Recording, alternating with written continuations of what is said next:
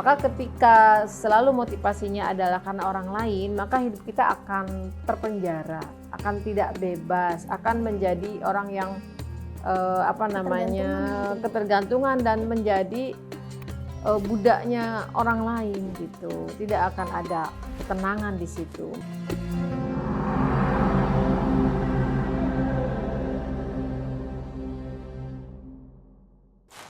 Ibu Uus Uswatun Sholihah. Assalamualaikum Ibu. Waalaikumsalam Gimana warahmatullahi kabarnya, Bu? wabarakatuh. Alhamdulillah, Alhamdulillah. baik. Sehat Bu? Alhamdulillah. Gimana puasanya? Lancar? Alhamdulillah lancar. Alhamdulillah. Sahur apa Bu? Biasanya saya sahur buah, Buah. air putih dan buah. Oke. Apa aja. Tapi saya senang banget Bu bisa dikasih kesempatan untuk ngobrol sama Ibu karena Iya. sebelumnya juga pernah ketemu di kelas, tapi obrolannya agak berat. Metodologi penelitian. Oh iya. Sekarang ketemunya di sini, Iya, jadi bisa lebih- ngobrol-ngobrol Lebih santai, lebih luasa. gitu. Betul. Tapi iya. sebelum ngobrol lebih lanjut, Bu Uus Uswatun Sholihah, tahu nggak sih S-nya apa Bu? Uus Uswatun Sholihah. S-nya itu singkatannya apa, tahu nggak? Tidak tahu Ibu, karena Ibu nama itu ya alami saja. Orang Sunda, ya orang Jawa Barat itu sebagian besar namanya itu diulang dari nama aslinya, nama utamanya. Jadi Uswatun Sholihah, jadi panggilannya Uus jadi nama. Tuh. Oke. Tapi kayaknya sayangnya tahu Bu. Oh, apa S-nya itu? itu cantik sekali. Oh iya, Masya Allah, alhamdulillah. Soalnya ketemunya sama Bu Uus, kalau Iya. S-nya es teh, es buah, itu ketemunya buka puasa. Kan enak ya Bu ya, Enak, minum iya. segar-segar gitu buka Betul, puasa. buka puasa. Nah, apalagi kalau minumnya itu bareng Keluarga, teman-teman, ya, bukber apalagi deh, bareng ya. Bu Uus, Iya. bukber. Nah iya itu buka bersama ya Bu. Kalau dalam istilah sekarang itu kan buka bersama, bisa dilihat secara umumnya itu kan merupakan tradisi positif ya Bu. Iya, Dalam bulan Ramadan, karena bulan Ramadan itu kan ya bulan yang penuh berkah. betul. Ya, Bu. Apalagi kalau dilihat dari fungsinya mungkin bisa untuk menjalin silaturahmi, Betul. terus kangen-kangenan sama Kangen-kangenan. temen yang jarang ketemu, Betul. temen SD, temen SMP, SMA gitu ya Bu. Nah tapi kalau seiring berkembangnya zaman Bu, entah itu mungkin dari segi teknologi, kemudian ilmu, bahkan gaya hidup ya Bu, kayaknya bukber ini sedikit bergeser peran Bu. Karena bukber di zaman sekarang itu sepertinya lebih menonjolkan ke beberapa hal. Kayak misal adu outfit. Oh iya, Adu betul. outfit. Kayak pengennya ketemu temen ya bajunya yang bagus, beda, terbaik. yang bagus. Kadang mungkin bela-belain beli baju baru. Masya Allah. Ada tuh beberapa orang yang begitu. Terus ada juga yang memilih tempat bukbernya itu yang mewah. Oh iya. Kadang mungkin tidak melihat kemampuan budgetnya itu seperti apa. Dan mungkin di dalam bukber itu sendiri, agenda bukber itu sendiri kadang ya terselip gimana ya niatnya untuk pamer kali ya Bu, Masya Allah, untuk iya, isi betul. media sosial, Media tren, sosial. feed Instagram atau mungkin Instastory dan Betul. sebagainya. Nah tapi kan hal itu perlu mungkin kita luruskan kembali ya Bu, supaya bukber itu tetap kepada konteks yang benar gitu. Nah yang ingin saya tanyakan mungkin bincangkan kepada Ibu, kiranya itu seperti apa seharusnya kita ini sebagai generasi muda, generasi muslim di zaman sekarang itu memaknai bukber itu supaya tetap konteks Ramadan gitu Bu. Iya. Ya betul sekali, sekarang itu tren ya bukber di semua tingkatan. SD, SMP, SMA, anak SD aja ada buka bersama. Biasanya ditambahin kalau di SD IT atau yang sekolah IT biasanya namanya iftar jama'i begitu ya. Kemudian kalau yang yang gaul gitu ya bukber saja, buka bersama gitu ya. Nah ada juga keluarga-keluarga juga menyelenggarakan buka bersama gitu, sekeluarga besar, satu marga ya, satu nenek, satu buyut gitu ya, keluarga besar. Nah sebetulnya itu adalah betul sekali hal yang positif ya, karena menjadi ajang silaturahmi, ketemu sesama teman, sama saudara, bersapa, ketemu langsung. Sebagai makhluk sosial, manusia itu membutuhkan komunikasi yang langsung. Bertemu, berjabat tangan, berpelukan, itu ada efek positif yang luar biasa. Tapi dengan syarat ketika dilakukan itu dengan niat yang tulus untuk bertemu, bersilaturahim, dan berbagi kasih gitu ya. itu dengan yang tulus itu akan menjadikan efek yang positif ya, booster bagi seseorang. Manusia itu membutuhkan manusia lain secara langsung secara fisik. Nah, akan tetapi ketika buka bersama itu kemudian diniatkan atau ada niatnya terselubung, yaitu yang kemudian menurut saya itu bisa berbahaya ya, dalam hal ini bisa merusak pahala puasa itu sendiri. Ya. Ada banyak sekali hikmah ketika buka bersama. Itu yang pertama silaturahim ya. Yang kedua, bagi orang yang menyelenggarakan buka, misalnya tuan rumah, tentu saja kalau lagi-lagi dengan niat yang tulus, kan segala sesuatu itu sangat tergantung kepada niatnya. Ada sebuah hadis yang sangat populer terkait dengan niat. Innamal a'malu binniyat. Segala amal perbuatan itu tergantung kepada niatnya. Nah, bagi tuan rumah atau tuan rumah, penyelenggara, penjamu itu mendapatkan pahala dari beliau, dari mereka menjamu tamunya. Apalagi berbagi takjil atau memberi makan orang yang berpuasa, itu pahalanya sangat besar sebagaimana orang yang berpuasa. Nah, itu kan pahalanya sangat besar.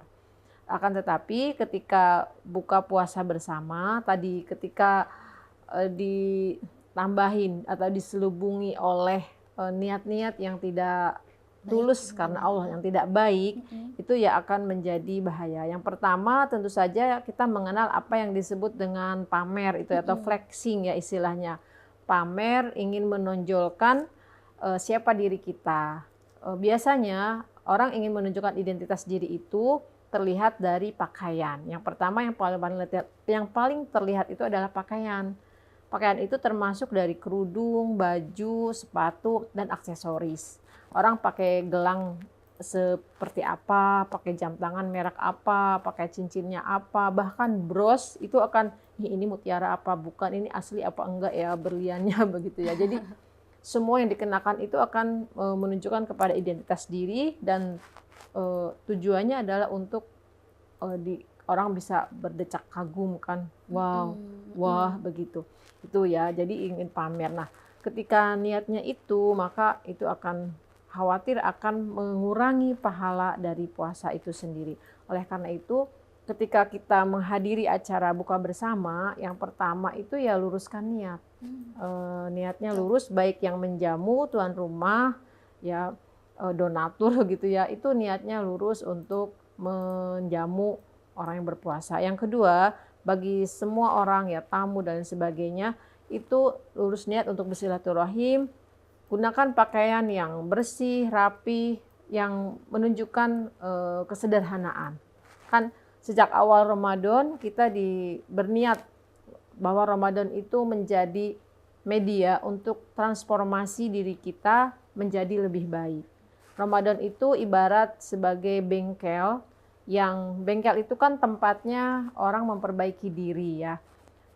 Kendaraan dimasuk bengkel, keluar itu sudah bagus. Nah, manusia atau seorang muslim masuk bulan Ramadan, inginnya keluar di bulan Ramadan itu kan menjadi lebih baik.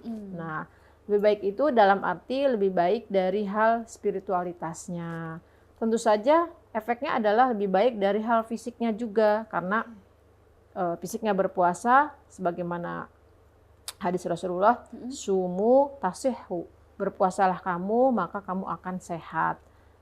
Nah, jadi dengan Ramadan itu memperbaiki diri. Nah, bagaimana kalau di bulan Ramadan sering bukber, iftar jama'i, tapi selalu diisi dengan niat-niat yang tidak baik, yang meskipun itu terselubung. Jadi justru setan itu di situ berperannya, menyelipkan di antara sekian perbuatan baik itu niat terselubung. Kan setan itu akan selalu berusaha untuk menjerumuskan manusia itu dengan berbagai cara.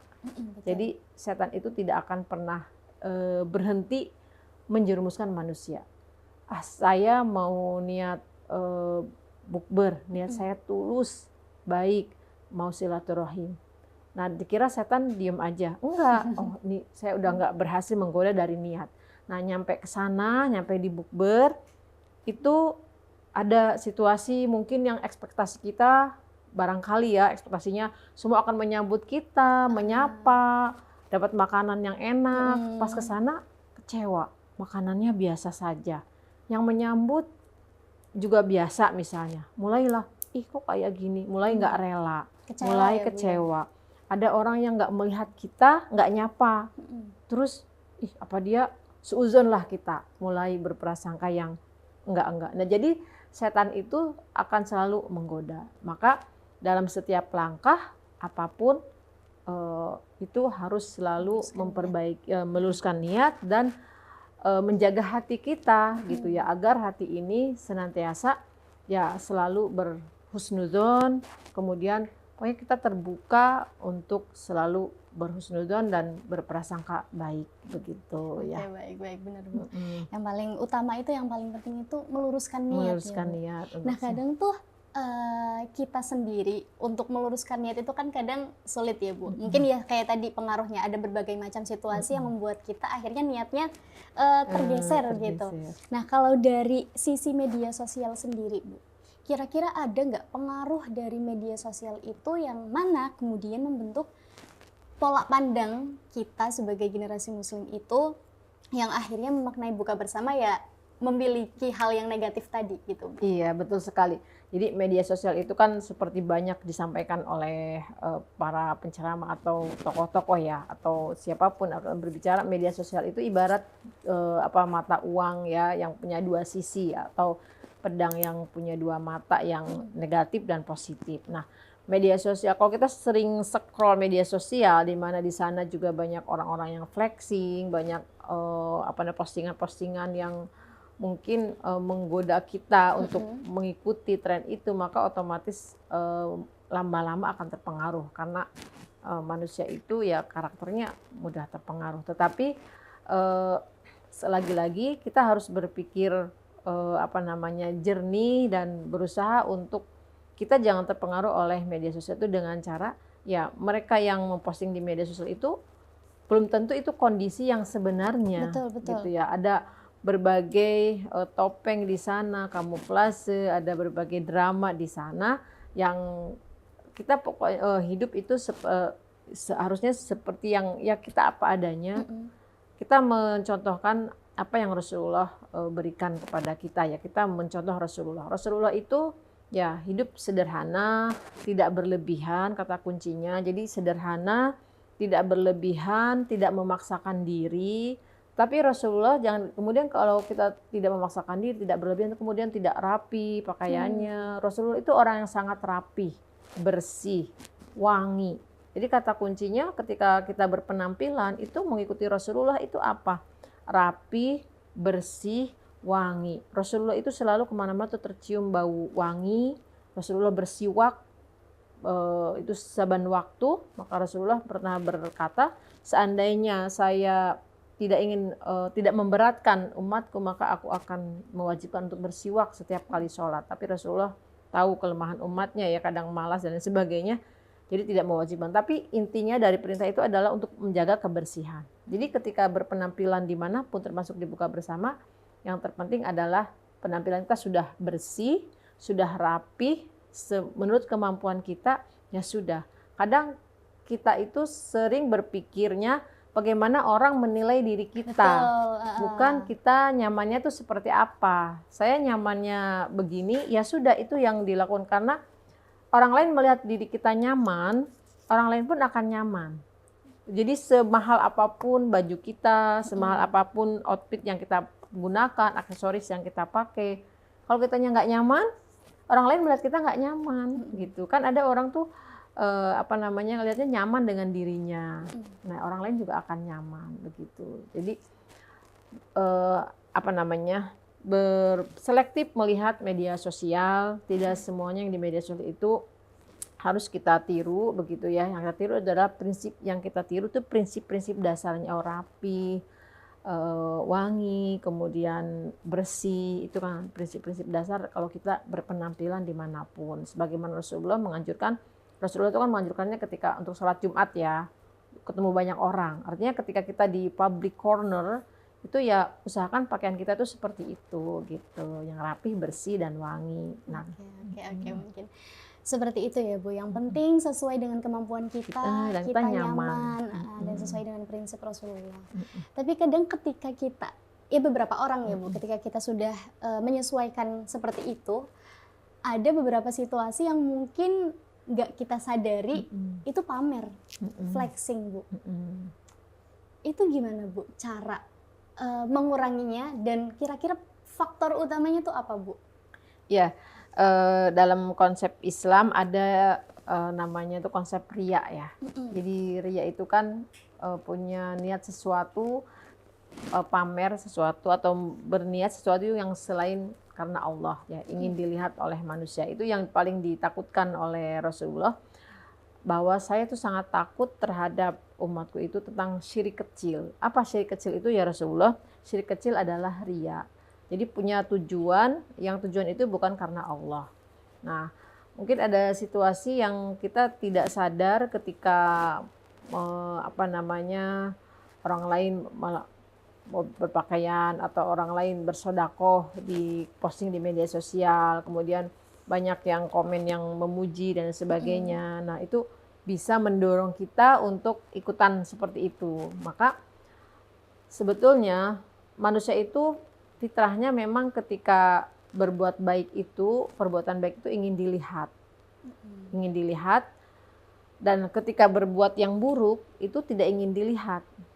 Ya, makanya standar apa sih kebaikan, itu pernah ditanya oleh sahabat, seorang sahabat bertanya pada Rasulullah itu menjawab, dosa atau keburukan itu adalah ketika sesuatu itu kamu malu kalau kamu sedang melakukan itu, orang lain tuh melihat itu. Nah, orang lain gitu ya, karena memang dalam diri manusia itu ada keinginan ya, hawa nafsu ya, keinginan naluri untuk dilihat oleh orang lain dan mendapatkan pujian atau mendapatkan ibaratnya itu pengakuan dari orang lain kalau ini tuh berbuat baik, ini tuh baik. Nah, maka ketika selalu motivasinya adalah karena orang lain, maka hidup kita akan terpenjara, akan tidak bebas, akan menjadi orang yang ketergantungan dan menjadi budaknya orang lain gitu. Tidak akan ada ketenangan di situ. Maka ya lagi-lagi kita harus mengecas, memotivasi diri kita, mengingatkan diri kita untuk bahwa kita itu dan terpenting adalah berhubungan dengan Allah. Allah itu tidak akan pernah luput melihat perbuatan kita. Sekecil apapun perbuatan baik, Allah pasti lihat. Sekecil apapun perbuatan buruk, Allah juga pasti lihat. Gitu. Jadi kan biasanya nih ya, orang tuh kalau dilihat orang misalnya itu jadi baik. Kalau nggak dilihat itu jadi nggak baik. Contoh kecil, Mbak pernah nggak kalau di jalan raya nih, misalnya di jalan raya, sama-sama naik motor, senggolan. Kalau kita naik motornya sendirian, terus yang di depan kita itu misalnya orang yang lemah, anak kecil kah, atau yang lebih muda, ya, atau yang lebih kita kira-kira itu lebih lemah dari kita marah-marah. Tapi kalau kita boncengannya sama orang yang kita kenal, mungkin pacarnya, mungkin calon mertuanya, oh ya nggak apa-apa gitu kan, berusaha lebih sopan, lebih baik. Karena ada yang melihat. Tapi kalau nggak ada yang kita kenal yang melihat, mungkin kita akan berbuat yang semaunya diri kita. Nah, tapi itu tentu saja tidak baik. Kita berperilaku ada gap ya, ada split perbedaan yang besar. Kalau dilihat orang dengan tidak dilihat orang, berarti kepribadiannya masih ganda.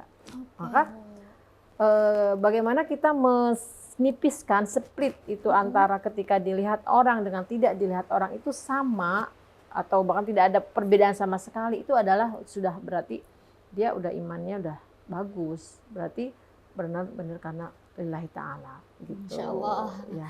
Iya Bu, betul. Yang paling penting berarti sebenarnya kita mengenali diri kita sendiri dulu. Betul sekali, supaya mengenali diri kita sendiri. Tidak berusaha malah mencari perhatian dari orang lain atau pujian dari orang lain gitu ya.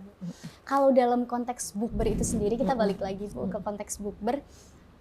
Apakah kalau misalnya kita kan bukber ada dokumentasi, misalnya berfoto gitu, berbagi momen di medsos gitu. Apakah itu bisa menjadi nilai yang negatif di mata sosial gitu, dan kemudian nanti akhirnya menciptakan jarak gitu Bu, karena ada orang yang menilainya negatif, iri gitu. Mm-mm. Gitu. Dan gimana caranya supaya kita itu menyeimbangkan antara menikmati momen bersama ketika bukber dengan etika ketika kita pamer ataupun mendokumentasikan acara itu di media sosial gitu. Oke, ya itu pertanyaan yang bagus sekali ya.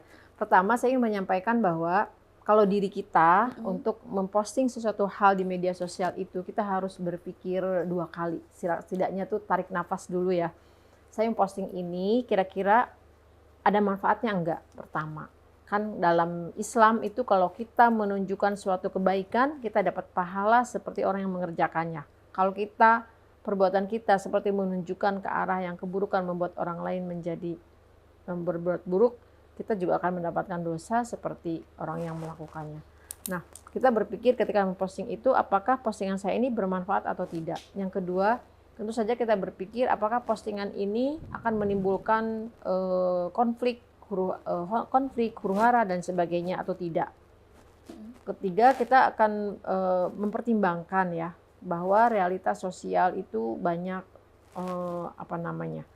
orang-orang mungkin ya yang tidak memiliki kemampuan seperti yang kita miliki gitu. Nah, ketika bukber itu ingin diposting ya sebagai bentuk mungkin kepedulian sosial, dokumentasi kita dengan teman-teman atau solidaritas dengan teman-teman, ayo semuanya harus memposting di IG-nya masing-masing misalnya supaya lembaga kita terkenal misalnya. Oke, diposting dengan narasi-narasi yang membangun kesadaran kepada netizen, kepada pembaca, kepada penonton misalnya.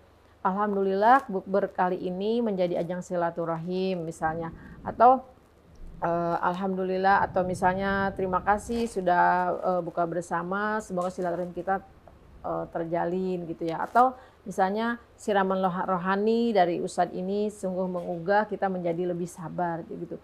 Tidak memposting wah di sini mewah sekali atau gedungnya bagus, hotelnya bukber yang luar biasa misalnya bagaimana. Jadi tidak membuat orang itu menjadi memiliki rasa iri atau merasa rendah diri karena tidak seperti yang diposting temannya itu, dan saya tidak mampu untuk seperti itu.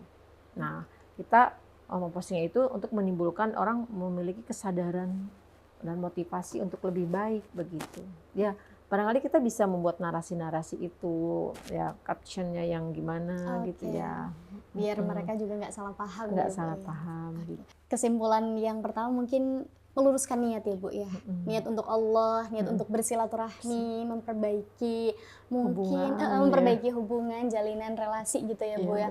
Dan kemudian yang kedua, sebelum kita ketemu, alangkah baiknya kita menyamakan sisi diri kita antara dengan diri kita sendiri ketika sendiri, kemudian ketika kita dengan orang lain, supaya kemudian kita nggak haus pujian, perhatian gitu ya Bu. Oke, baik, terima kasih Ibu atas sama-sama. Jawaban dari segala pertanyaan yang mungkin masih membingungkan. Semoga bermanfaat dari materi yang Ibu sampaikan. Terima kasih banyak Terima Ibu kasih juga. banyak sekali. Semoga Ibu puasanya lancar sampai nanti buka. Amin, iya. Amin ya rabbal alamin. Terima kasih Bu. Terima kasih. Assalamualaikum warahmatullahi wabarakatuh. Waalaikumsalam warahmatullahi wabarakatuh.